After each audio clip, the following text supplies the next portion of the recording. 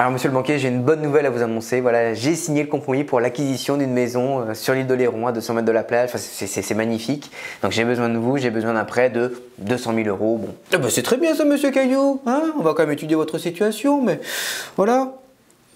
Voilà, et j'ai l'honneur de vous informer que notre banque qui, vous le savez, a à cœur de vous accompagner dans tous vos projets de vie, vous accorde un prêt de 57,46 €. Ah, non mais merci, hein, mais bon, c'est vrai que ça fait pas beaucoup quoi. Auquel je rajoute ce ticket restaurant à 9 € hein, quand même, et puis ce stylo à l'effigie de notre banque. Voilà monsieur Caillou, je vous raccompagne pas, hein, vous connaissez la sortie.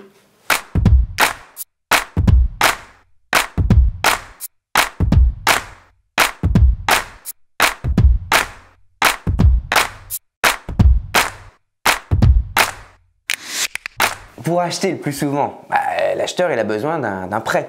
Alors on signe le compromis, très bien, le gars va voir les banques, mais qu'est-ce qui se passe si les banques lui disent niet, on ne fait pas de prêt? C'est pas compliqué, hein, on arrête tout. Et puis moi le vendeur, je récupère les 10% qu'il a laissé chez le notaire. Non. Dans le compromis, il y a une clause très importante, c'est la condition suspensive de crédit. Cette clause, elle permet à l'acheteur de sortir de la transaction s'il n'a pas eu son crédit, mais sans avoir à laisser l'indemnité. Et donc moi le vendeur, je repars de zéro, il faut que je retrouve un acquéreur, je perds du temps et j'ai pas le droit à un copec. Oui, c'est comme ça. Si l'acquéreur n'a pas son crédit, il récupère toutes ses billes et vous, vous repartez en chasse d'un nouvel acquéreur. Alors c'est vrai que ça peut paraître un peu rude pour le vendeur, mais il faut quand même nuancer un peu tout ça. D'abord, la condition suspensive de crédit donne un délai à l'acheteur pour trouver son crédit ou pour justifier d'un refus. En général, on lui laisse 60 jours, bon, ça peut être un peu plus, et s'il ne respecte pas ce délai, là, le vendeur est en droit d'exiger le versement de l'indemnité d'immobilisation, les fameux 10%, donc l'acheteur ne peut pas vous faire perdre trop de temps, 2 mois, pas plus. Ensuite, s'il veut bénéficier de la condition suspensive de crédit, l'acheteur doit justifier qu'il a bien demandé un prêt dans les conditions prévues dans le compromis. S'il a dit dans le compromis qu'il demanderait un prêt de 100 000 € et qu'il justifie d'un refus de prêt pour 120 000, ça ne marche pas là. Mais c'est vraiment pas possible de savoir si l'acquéreur il aura son crédit avant de signer le compromis. Comme ça on gagne tous du temps, non?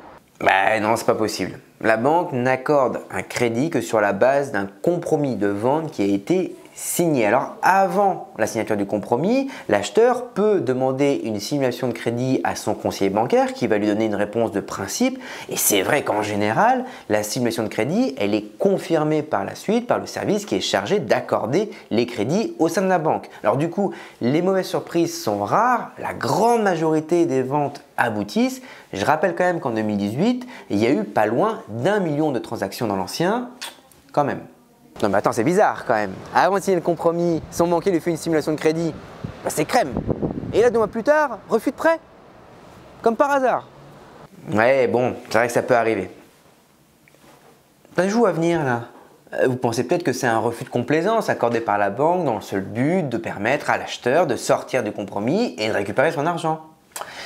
Perdez pas de temps avec tout ça parce que c'est extrêmement difficile à prouver, notamment parce que la banque dans son courrier n'a pas à justifier du motif du refus. Alors parfois, dans le compromis, on exige 2 refus de prêt pour permettre à l'acheteur d'activer la condition suspensive de crédit, mais bon, il faut encore que l'acheteur accepte cette condition très lourde.